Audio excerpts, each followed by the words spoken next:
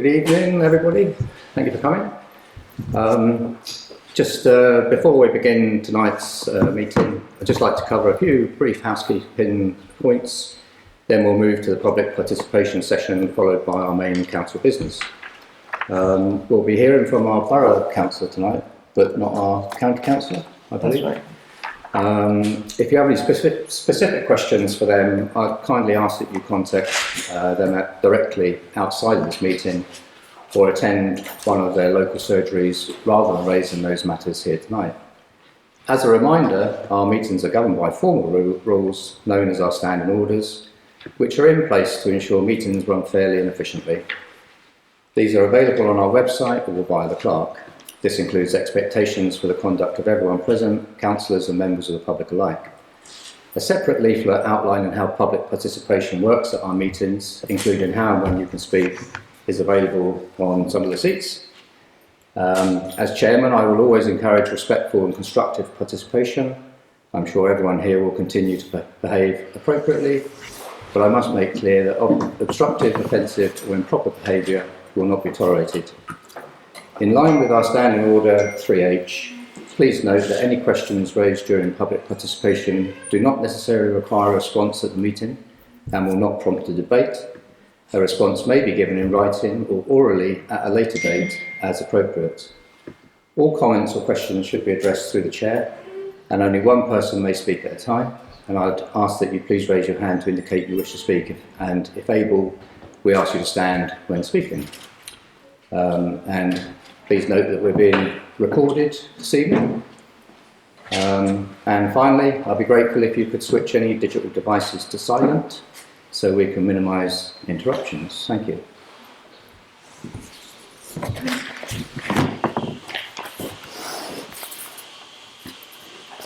So, first on the agenda is apologies for absence. We're all here, so we haven't got any. Number 2 is acceptance of minutes. This is to confirm the minutes of the council meeting held on 15th of September 2025 are a true record of the meeting. No comments. No comments? No, fine. Happy to agree?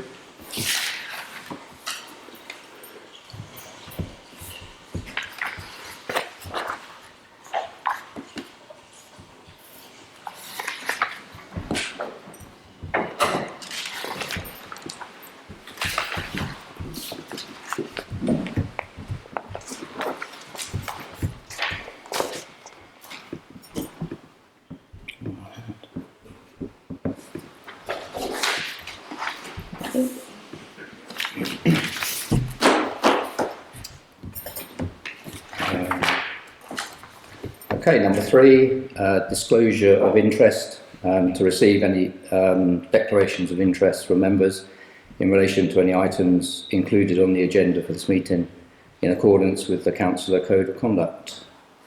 No, nothing for me.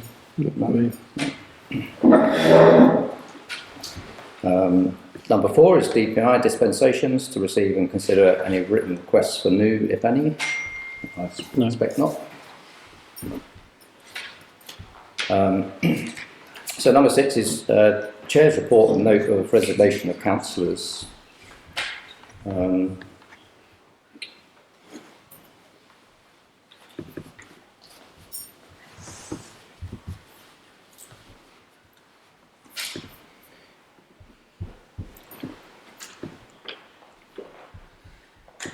If I can find it.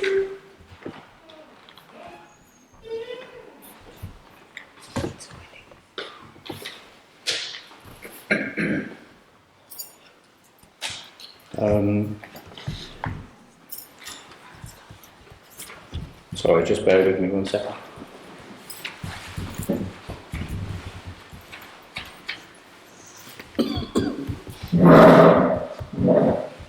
Okay, yes.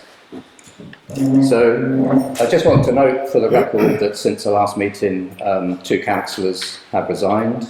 That's Nicola Collett and Lynn Parrott. I'd like to thank both of them for the time and effort they've given to the council and to the parish during the service. It's always regrettable when members step down, particularly when some local issues have contributed to that decision.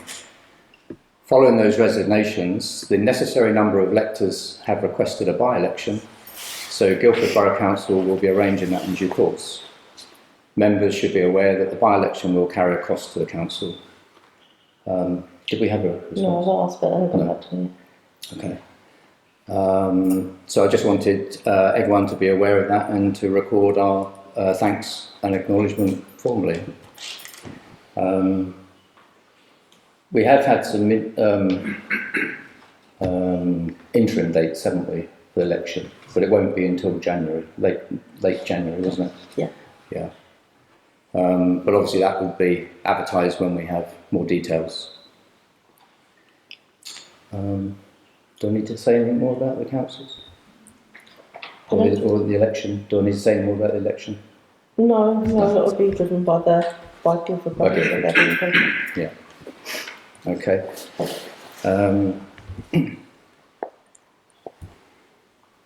Number 5, yeah. So public participation.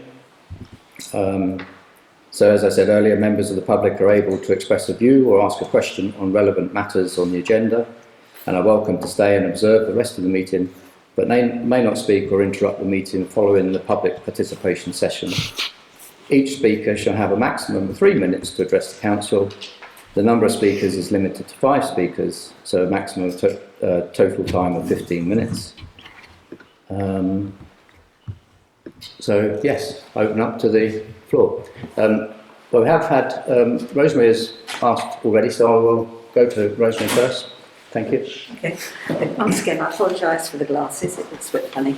What I wanted to say was that as 84% of those who voted in the consultation voted to retain the land in Wood Lane, I would ask the council not to rush into any hasty decision to dispose of the land, but to explore all the funding options, the grants that could be available to put it into good use.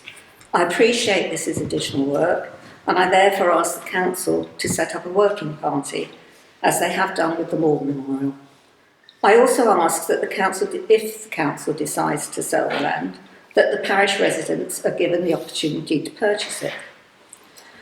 Are you as the council aware that under the rules of disposing of council-owned land, then they must not aid a third party to gain financially from the purchase?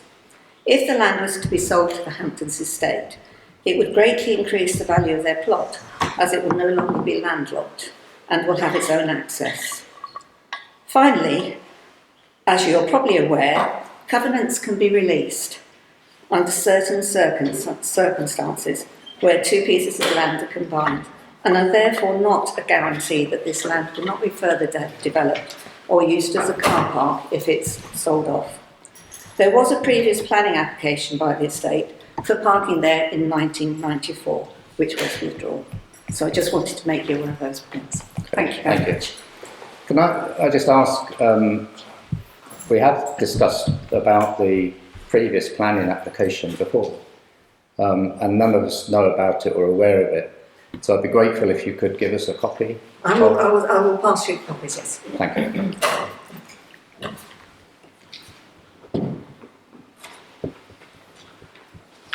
Okay. David, Spencer. Just to say that much of what Rosemary said, I could urge on you. Setting up a working group may well be an expedient way forward, but really, given that it's taken us 20 years to get to this point, there's no imperative to make a decision tonight, or indeed any time in the next few weeks. Given the council is at the moment impoverished in terms of the number of councillors, it might be rather invidious for those who are presently councillors to make a decision on what could be a contentious issue, and there may be all sorts of benefits in deferring a decision until there are replacement councillors elected and in post. Thank you. Okay. Anybody else? No? Okay. Thank you very much. We shall move on. So number 7 is our Surrey County Council report.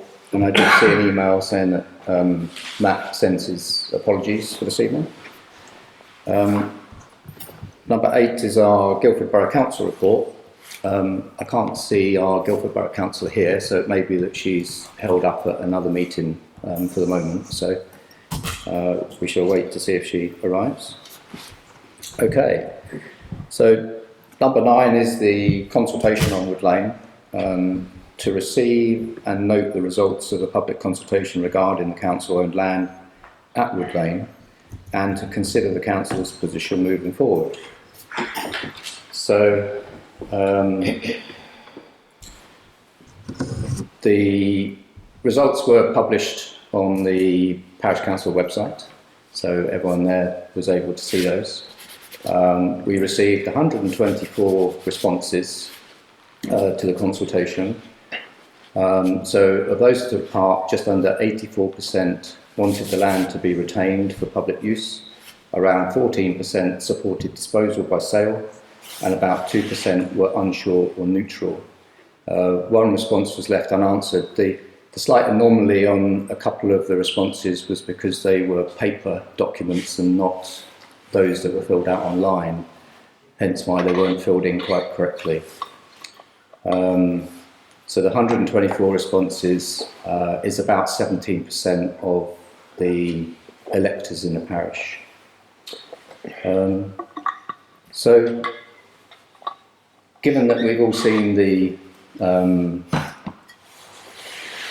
results of the consultation, the responses, I put together for the councillors an indicative range of costs that we could associate with retaining the land with a view to establishing the formal easement with Hampton Estate, putting in some fencing to separate the land from Hampton Estate, the gates that would be necessary, there's some ditch filling in at the entrance to enable a pedestrian gate, but obviously this would all have to be decided between us anyway.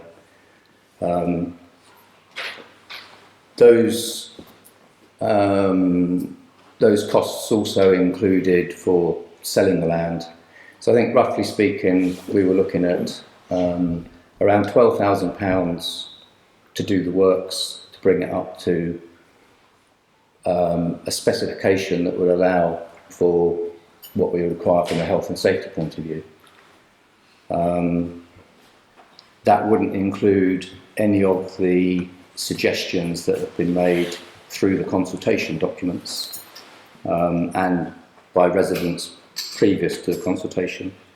That would really just include, as I say, the necessary fencing, gates, signage and a bin, and I think a couple of benches, and that would be it.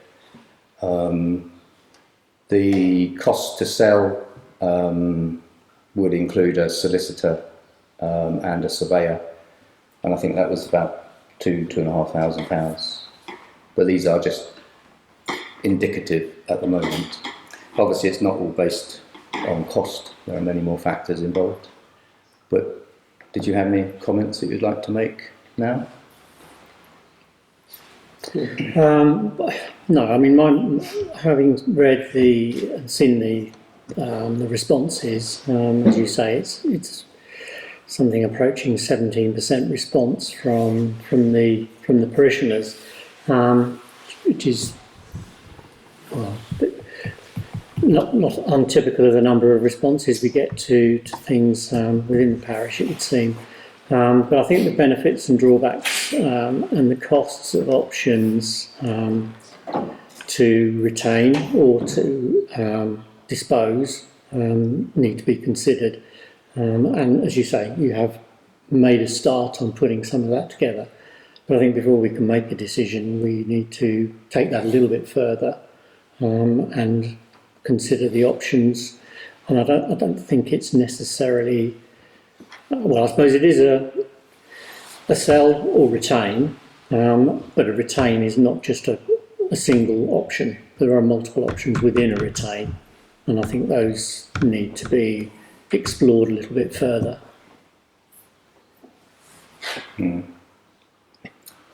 Andrew? Yeah, so, well, first thing to say is I think it was a great response these days from the community to the question, and I think I found it quite difficult to read all the responses because they were very small on that spreadsheet, but I did get through most of them. And, you know, obviously there's a lot of passion and enthusiasm for wanting to keep the land, keep patch of land. Tracy's done a really interesting overview using some of the indicative costs for us, and I'm unsure whether or not we can publicise this or we can make it available to other people to see the draft of it, because it's really interesting. It brings together all the legal aspects of both sides of the argument, brings together the costs. Obviously, it's a lot cheaper technically on paper to sell the land, but as you know, as Jason said, Can I just ask, has anybody actually had it valued? Do we know what the land's worth? no, not yet, as I understand it. So all figures are arbitrary, aren't they? Yeah, so these are just indicative costs. We haven't got to the point of a decision yet, and I think I'm certainly in line with Ian, is understanding a little bit more about both sides of those costs, and particularly the ongoing activity and the way that the land could be managed cost-wise as well as physically, maintenance, health and safety-wise, going forward by whether it's a working group or local residents, whatever. So I think it was a great positive response. I thought the feedback was really, really good. Heartened to see that many people reply in such detail. And I think now we put together this framework, or Jason and Tracy fundamentally have, as I say, indicative costs. We need to go into a bit more detail to be able to, I think, to be able to make a decision anyway. And I think some of those indicative thoughts, particularly around the costs of keeping the land, have been based on previous comments and previous comments within the parish council meetings, correct? I think, wasn't the drawing that you worked out some of these fencing costs on was based off of Yutta's layout, maybe? It was based on a residence layout, All right, yes. sorry. Yeah. So, yeah, apologies. So, yeah, I think there's a lot more detail for us to be able to look at. Yeah. Yeah, I don't think there's a problem with publishing this. If we agree tonight, I think it's it gives an overview of what else we've been looking at. I think personally, I've been looking at lots of options and looking at what the responses have added to what I was already been able to consider. So yeah, it has been helpful in that way. But I think you're right. With recent events and looking at this now, because admittedly we've only had this in the last week, haven't we? I think we should look to bring it back to the next meeting. Yep.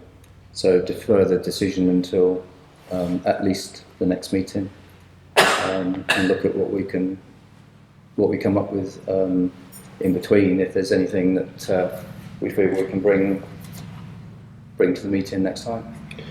Just for my knowledge, and this is more of a clerk question, so if we're getting more detail on each of the options, do we have to go down the road of getting 3 quotes for everything and this, that and the other, or is it just more detail to be able to then make a decision, then to go and maybe get more detailed options on quotes to do whatever we decide to do? Yeah, I think once you make your decision which way you're going, then we You go out get and more get detail. the detail on that.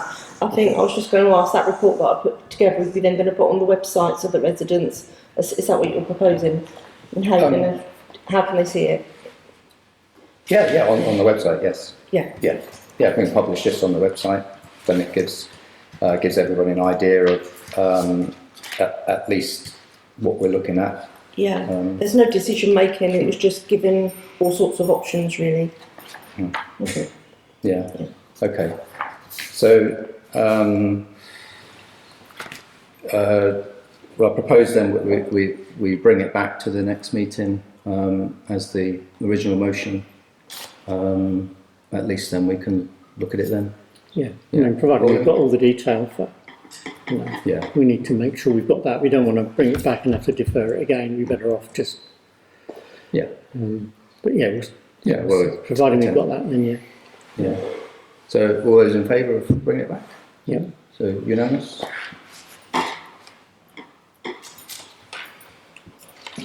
Okay, good. Number 10, finance. To approve the list of payments. So, I've just put together a list of where we are. 2 members have now got access to the bank account, so you can log in at any time, can't you, and see where we are with payments.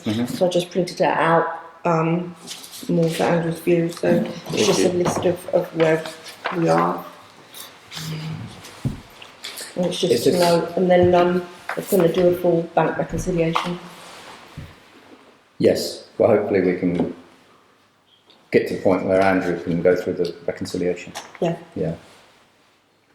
So it's just to note the payments. Yeah. Can I keep this? Yeah, yes. I've got a copy for you, yeah. Is this something different? Oh, that's just a whole year's worth, that's all. Oh, okay. I just need to ask you about that one later. It seems to have been an invoice that hasn't been paid from May. I don't think it is. It was for signage that I probably paid for and would have claimed it back either through expenses. Right, so that's probably, Yeah. So it probably shouldn't be on there as an invoice. I probably gave you the invoice as a copy right. rather than it being paid. Yeah. Yeah, okay. Yeah. And the only other thing that we've got to mention is they've gone silent on me. I've been trying to query this, that outstanding amount. This is SSE, Scottish and Southern Electric. Yeah. So I am still chasing it. It's just that Rochelle that I was emailing. Yeah. There's nothing from her. And then I've tried to call today, and it's one of those things where it's a nightmare to get through. So it is in hand. I am chasing it. Okay. Good. This is because the electricity contract wasn't renewed. Defaulted to a different Defaulted to a higher tariff. a standard tariff, which is just outrageous. £300 odd instead of 10 or 12. Yeah. So, but Tracy's, we're asking that they look at it and see what we can do. We have renewed the contract, haven't we? Yeah. But And the direct debit's all set up for the new contract. Yeah, this is for 2 months. 2 months out of contract. Yeah. Okay. Are you happy with those? Yeah. Can I have a look? Yeah. Yeah. Ian, you've already looked at these, haven't you? Is that right? Or? I had a quick look this evening, yes. Yeah, I mean, I do keep an eye on what's going in and out, to make sure, until Tracy had access to the account, to make sure we got enough funds to cover things. Mm-hmm.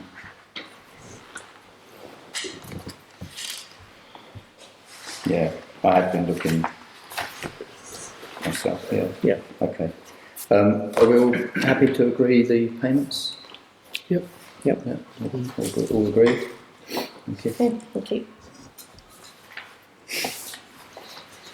Can I keep, have a look at it. Okay. So to further consider the adoption of the financial risk assessment,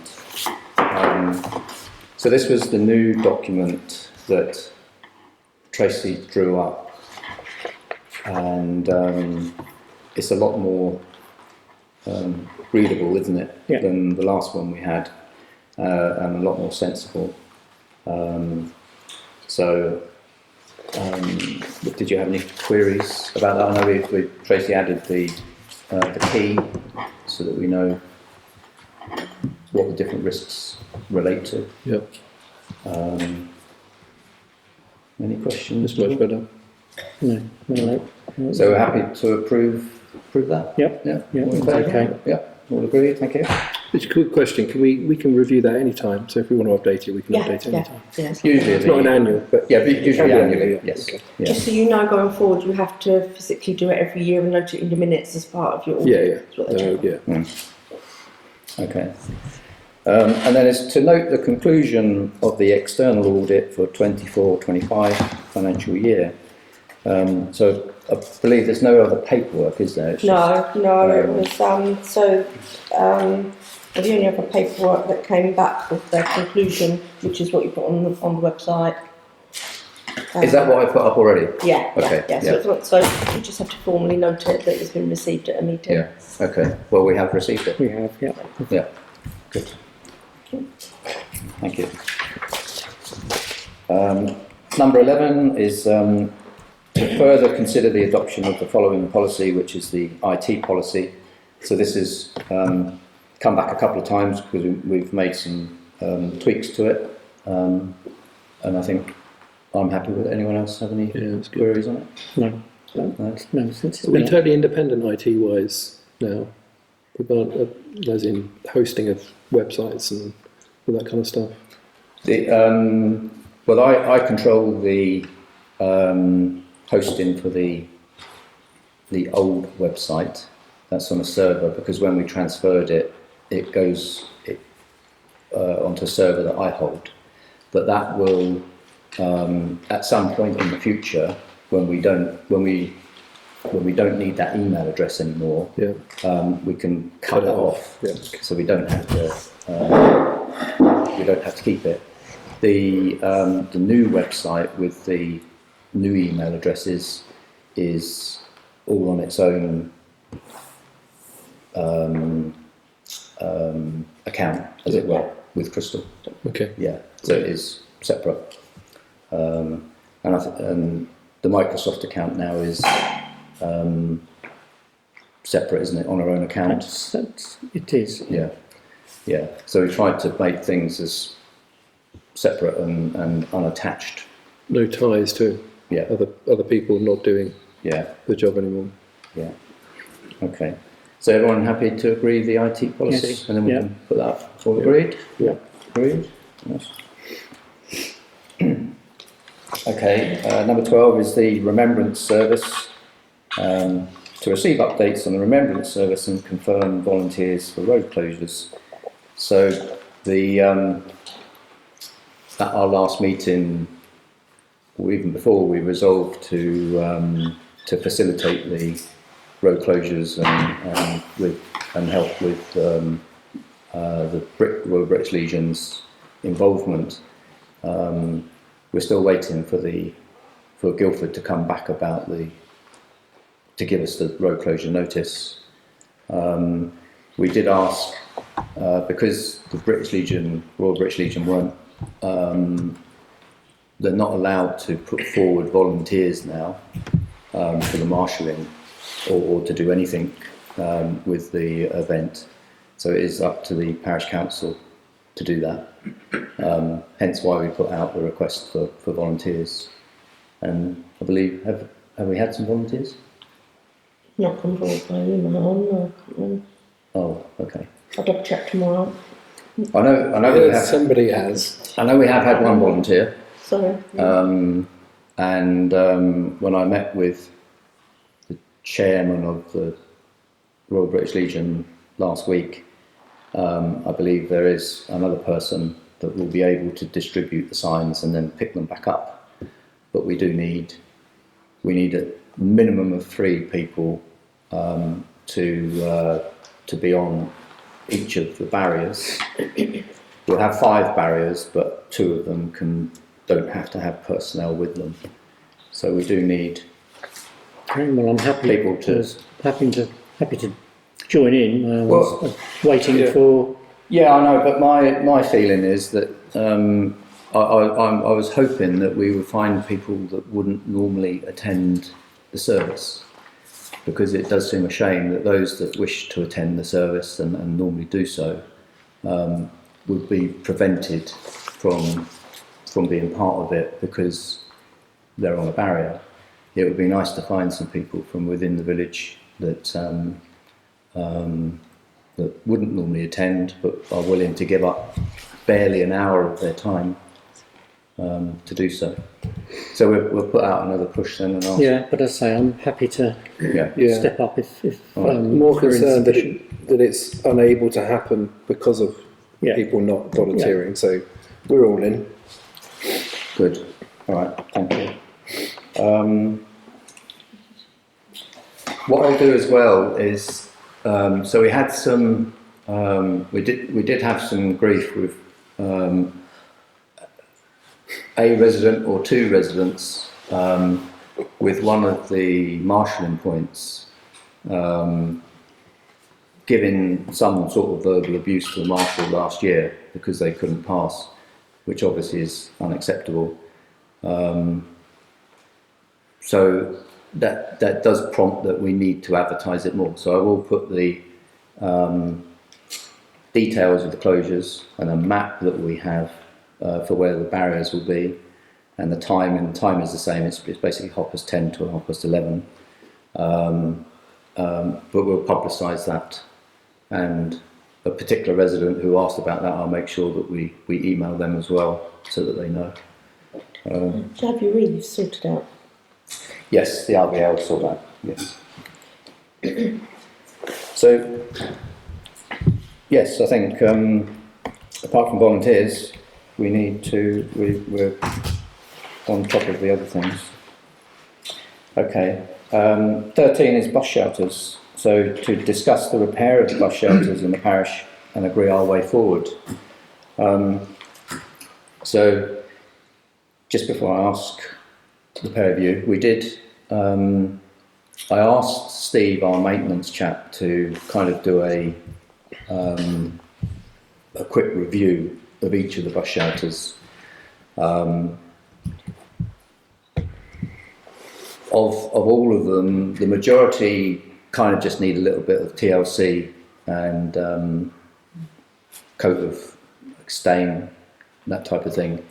But we do have one which is at the top of the old Hog's Back, which I think has been hit some time ago, and it's leaning and is probably getting to the point that it could be repaired, but I think it would cost a lot of money to repair it. It's probably more likely that it's a case of demolishing it. I don't really want to demolish them because I think they've been in the village a long time and they're decent structures. The problem is this one's been hit. Repairing it, obviously we don't have any quotes because it's for us to decide tonight what we do.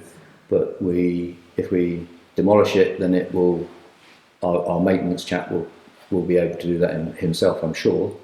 We may be able to salvage some of the wooden shingles from the roof, which are extortionate prices that I remember when we had them done previously.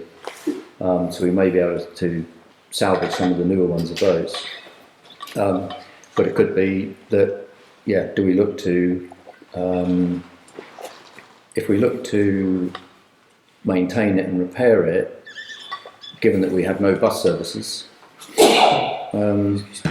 or do we look to demolish it?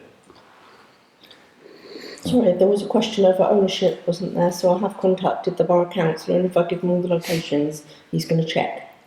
Well, I was writing an email before about ownership, and the fact that they're on our asset list to me says, well, we must own them. Guildford, when we maintained them some years ago, because I was involved with that, and we got a grant from Guildford, one of the 50/50 grants. They organised the work, but we had to pay our share of it.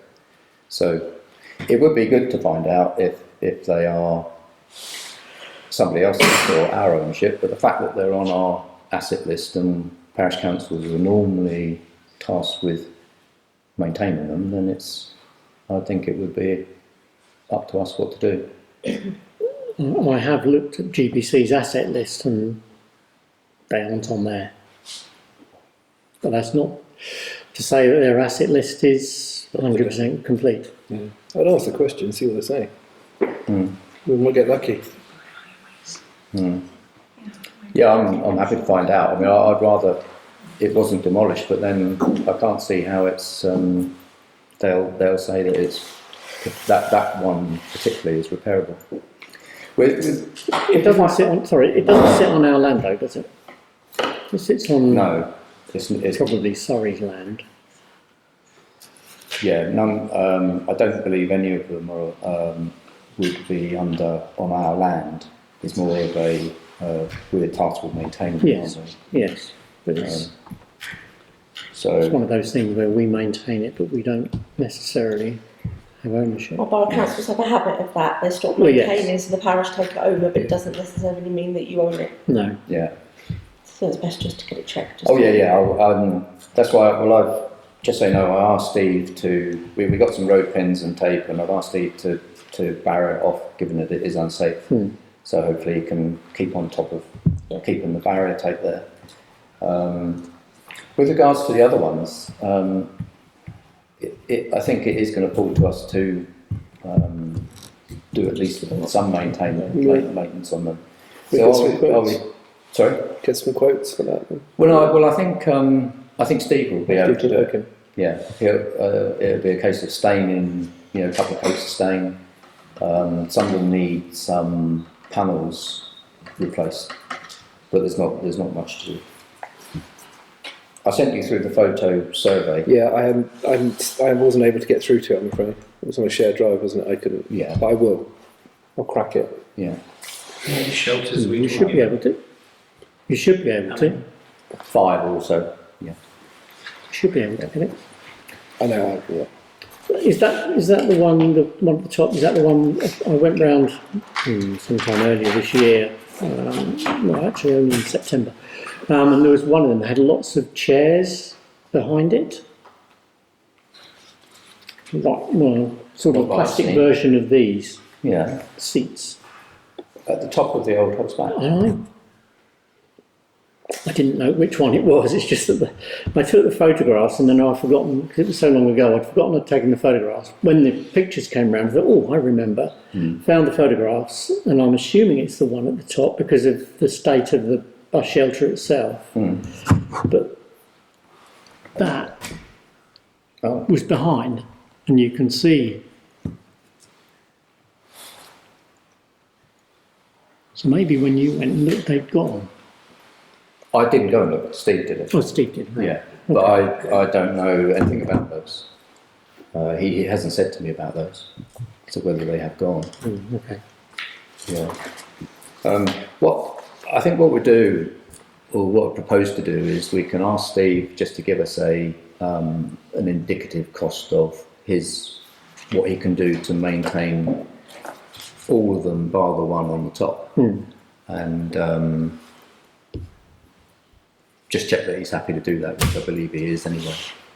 And then we can say push on, and in the meantime, if we can find out from GBC exactly about the ownership, then we can sort out the one that's most damaged. Yeah. Yep. Is that okay? Yeah, good. So we'll propose to it. We'll bring it back ideally bring it back for the next meeting then. Yeah. With that update. Yeah. Yeah.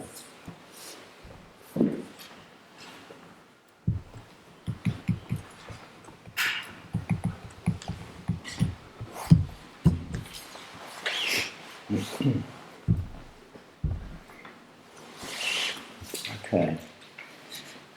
14 is our own charging structure for our booking arrangements for use of our open spaces, specifically our football pitch hire at Seale and Sands Recreation Ground, the pavilion hire at Seale, car parking at both recreation grounds. Council is asked to consider charges for different categories of users, e.g. community groups, charities, commercial organisations, etc., and to confirm the booking process for each. So I did send around an updated spreadsheet with the costs.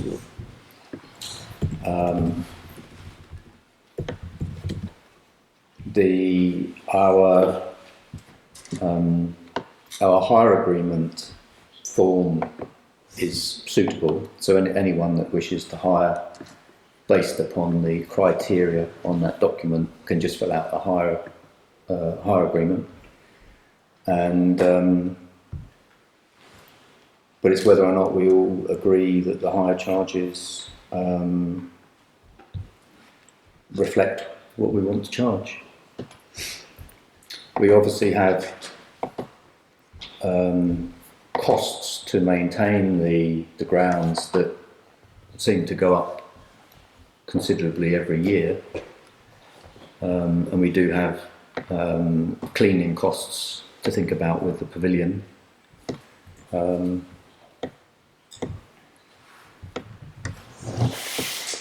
So any questions on the? No, my only comment is I think we've done a lot of looking into the costs associated to the football. So I think we've reviewed that, we've done our research on that, and I'm happy with what's in the spreadsheet. And there's various different, depending on which pitch they're hiring, various different options on that for the pavilion. I guess my question's been the grey area with this is the Barley Mow using the rec on occasionally for events they're having, and whether or not we charge for that or not. Or I think charities wanting to use the car parks for something, particularly if it's a charity event, do we charge for that? So I just throw that up there really. That's my only grey area on the stuff that we've reviewed in the last few months, let alone what's on this spreadsheet. So yeah, there's 17. So you've got a charitable rate as well as a commercial rate here for different car parks, but then it also says we can negotiate whatever on a, if we have to, a discount. Yeah, I think what I've done there well, on the basis of what previous councillors and Tracy had said. So charities would have a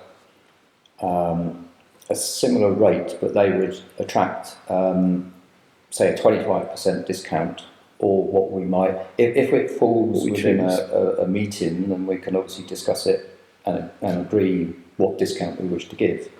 But outside, the whole point of this document is that the clerk is able to refer to it. Yeah. They can ask what criteria they're booking on, ask the hirer to fill out a hire agreement, and they know, and we know clear. exactly what so there is scope for us to determine costs for other things as long as they fall within our meetings. Yeah.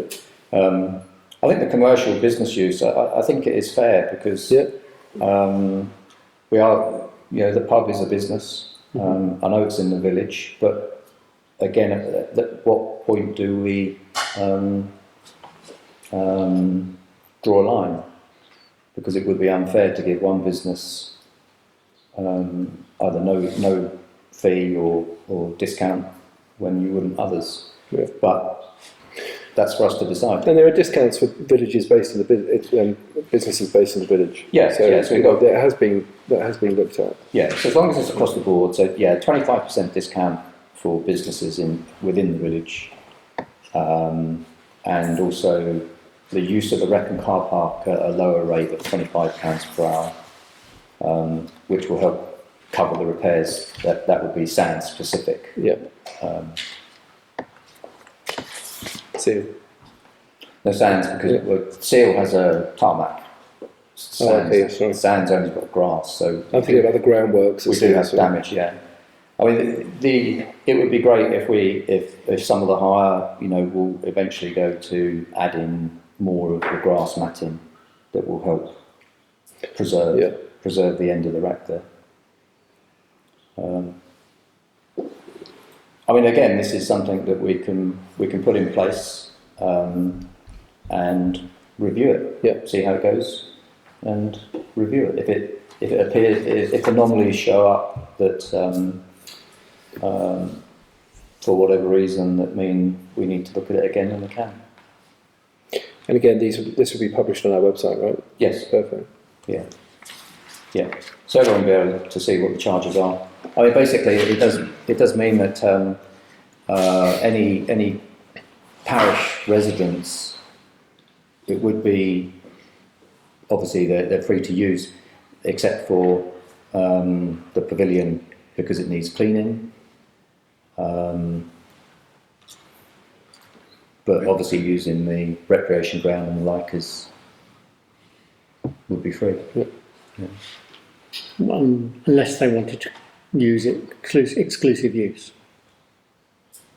So hiring the recreation ground for an event. Like the summer show. No, more weddings on okay. Seale Rec, for example. I think that would be a different case. Yeah. I mean, we have listed there, summer show, pilgrims, marathon, Yeah. things like that. We would discuss at council, and I think a wedding isn't listed on here for that type of use. Right. And I think anyway we would struggle when we had weddings there before. We never exclaimed exclusive use because I don't think we can. No. But something like that, I think we would need to discuss at council as to what we would do. Yeah. Brilliant. So can I just ask, and that we received a request today, didn't we? Did you see that email? I did, yes. So that is a resident. Yeah. So did you see the? I did, yes. Yeah.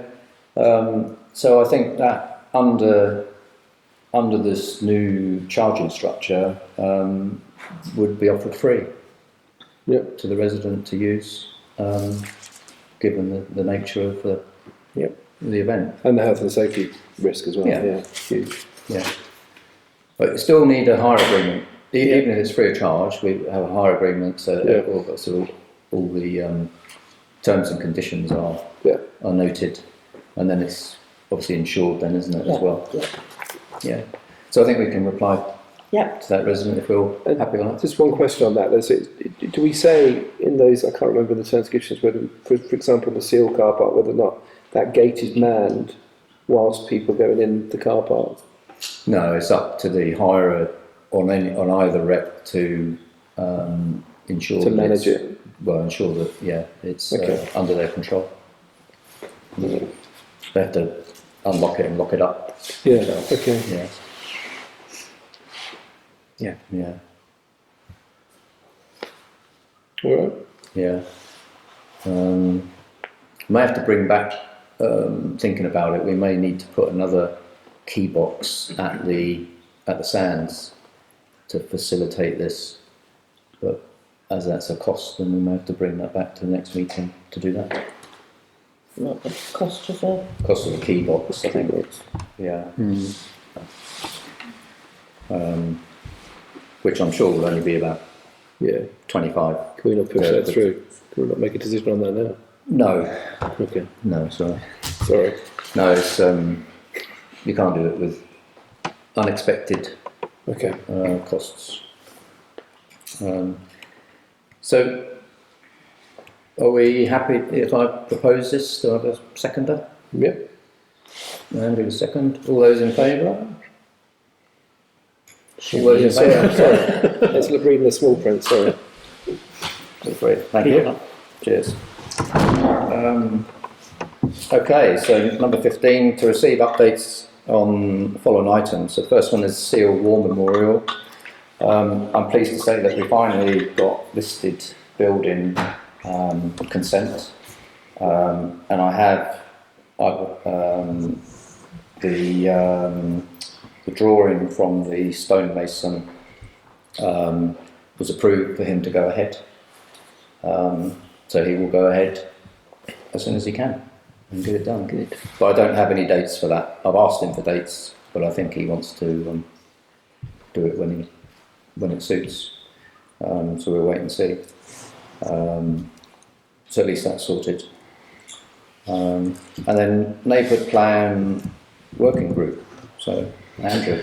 Yeah, so we've got our first working group meeting established, and we did a thorough review of all documents. We have 6 documents in total, haven't we? Yeah. I think, including the main plan and all the appendices. So we did all of that in accordance with our last set of consultant comments from James Garside, right? So we did all of that, and then we had a few action points to go and manage before re-establishing and coming back to the next meeting, which unfortunately was postponed because we were interviewing for a clerk. So we pushed that back, but we will re-establish that meeting. we have, as part of the activity of that working group, we have asked for, I guess, kind of semi-qualified volunteers, one of which being Chris Laver, who has helped with the plan previously, to come onto the working group. And that was before we had our two councillors resign. So we're always looking for people who are interested, as long as you've got a kind of a qualified interest into a neighbourhood plan, I suppose, because it's very difficult. To give you an idea, last year, beginning in the summer of last year, when did we have our first session, informal session of the neighbourhood plan? Was summer of last year, I think. Probably. We've had about 8 4-hour sessions with all the councillors going through these different appendices and the neighbourhood plan, because it had been kind of left, kind of maintained for, or unmaintained, or updated and reviewed for, I say, a good year or so. So we spent a lot of time at the middle of last year. I say 8 sessions, it's probably nearer 10, but we spent a lot of time going through all councillors, going through every single document page by page to ensure that it was in line with the consultant's comments at the time, as well as renew it and then resubmitting our renewed version. So it's had a really thorough review by all the councillors at the time. And so we're almost there. And so for those of you, I won't go into detail now, the process, but the reality of it is we have to pull the draft together for the community plan and all the appendices that go with it, the policies that fundamentally make the plan. And then ultimately, once we've approved it, we've got to put it out to consultation. So you lucky people will have another consultation to do. And we get all those comments back, and then we incorporate. And there's a very established process for a neighbourhood plan. I personally think it's one of the most important things that we're going to do as a council, and it's very timely. So I'm excited that we moved it forward, only to be interrupted by the interviews for a new clerk. So we will get back onto it. A big thank you to Ian for his support in establishing that and managing that, because he's done a lot of work towards it. Any comment from you, Ian, on anything? No, nothing to add really. So yeah, so if anyone has a qualified interest, and I won't define that now, but knows enough to be able to talk in a little bit of detail about it, and we've learned a lot over the last 18 months. Please come and speak to me or make yourself available, and we can get you onto a working group, and to get this pushed through, because it's been a long time coming, this plan. 13 years. Yeah, it's probably close to that. But in fairness, the people before us, Bill Nelson committed a lot of time to this and drove it very hard. And it's only really because of the last 12 months, the last 8 months, we've kind of taken our foot off the gas a little bit on it. But like I said, we're back on track now.